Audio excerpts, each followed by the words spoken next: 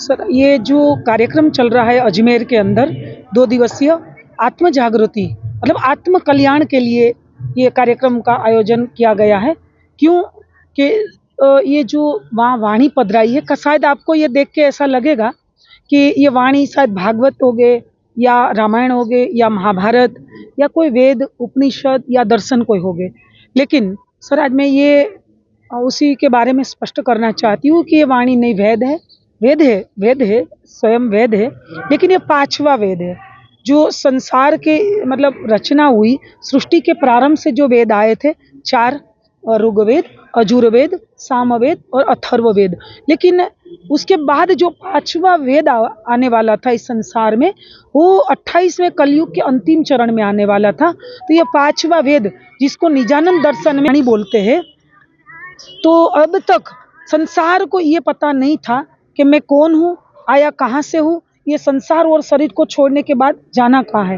वैसे तो अध्यात्म जगत के 6 कठिनतम प्रश्न है कि मैं कौन, कहाँ से आया और शरीर और संसार को छोड़ने के बाद जाना कहाँ है।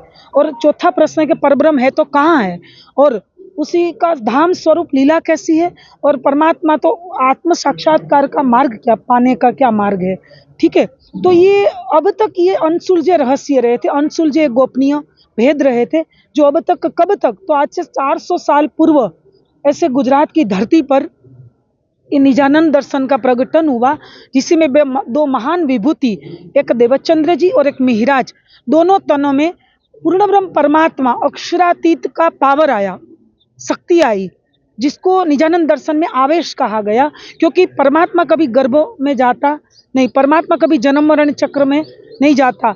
आत्मा जो जन्मती मरती नहीं है, गीता कहती है कि नैनम छिदंती शस्त्राणी, तो आत्मा जन्मती मरती नहीं, तो परमात्मा कभी गर्भ में नहीं जाता। परमात्मा की पावर इन दोनों तनों में आई, और इसी दोनों तनों के अंदर परमात्मा की शक्ति ने ये जो हमारा जो वहाँ धर्मग्रंथ पधराया गया है, उसको शास्त्रोक्त भाषा में आत्मवेद, स्वसम वेद कहते, जो 5वां वेद, मैंने अभी बात छोड़ी ना, ये 5वां वेद, तो ये जो वेद है 5वां, उसी से ये जानने को संसार को मिला।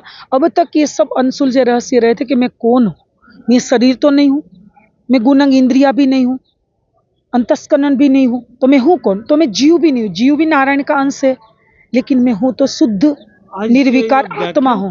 महाराज कर रहे हैं आज हम एक हमारी उत्तर प्रदेश और सरहानपुर जिला और सरसावा से श्री प्राणनाथ ज्ञानपीठ के संस्थापक श्री पूज्य राजन स्वामी जी और उसके साथ पूरा ग्रुप आया है, हमारा आचार्य विद्वान लोग। कहाँ पे किस जगह चल रहा है ये कार्यक्रम अजमेर के अंदर चल रहा है, हाँ, जनकपुरी में चल रहा है। और यहाँ हमारा पूरा ग्रुप जो आया विद्वान आचार्य मंडल का, ये पूरा दिन नहीं, कल शाम तक ये कार्यक्रम चलेगा। इस कार्यक्रम के अंदर एक ही परम तत्व और आत्म तत्व पर ही चर्चा की जाएगी कि अब तक संसार में कोई जीवों को जानने को नहीं मिला था। श्री कृष्ण बननामी मंदिर के तत्वाधान में जनकपुरी के अंदर 2 दिवसीय एक शिविर 9 और 10 तारीख को यहाँ पर हम लोगों ने लगाया है। इस शिविर में हमारे देश के जो वाणी चर्चा के जिन ख्याति प्राप्त हमारे संत, हमारे मध्य परम आदरणीय राजन स्वामी जी महाराज का लाभ, हमें चर्चा का लाभ हमें यहाँ प्राप्त होगा। इस शिविर की विशेषता यह है, यह एक आत्म कल्याण शिविर है। प्रभु क्या है, उसको पाने का मार्ग क्या है, और ब्रह्म ज्ञान यहाँ पर, ब्रह्म ज्ञान का यहाँ पर रस यहाँ पर बरसेगा। ब्रह्म ज्ञान की लीला क्या है, इसका वास्तविक स्वरूप क्या है, मानव जीवन क्या है, इन कई चीज़ों और उद्देश्यों को लेकर श्री कृष्ण बननामी मंदिर ने शिविर आयोजित किया गया है, जिसका समय प्रातः 9:30 बजे से 11:30 बजे तक, यह 3 पहर में हमारा शिविर लगेगा, और दोपहर को 3:30 से 6 बजे तक, और आखिरी में 8 से 10 बजे तक यह शिविर हम लोगों ने यहाँ पर लगाया है। और मैं अजमेर की जनता से, सभी भक्तों से यह निवेदन करूंगा कि सभी पधार कर इस शिविर में अधिक से अधिक लाभ प्राप्त करें।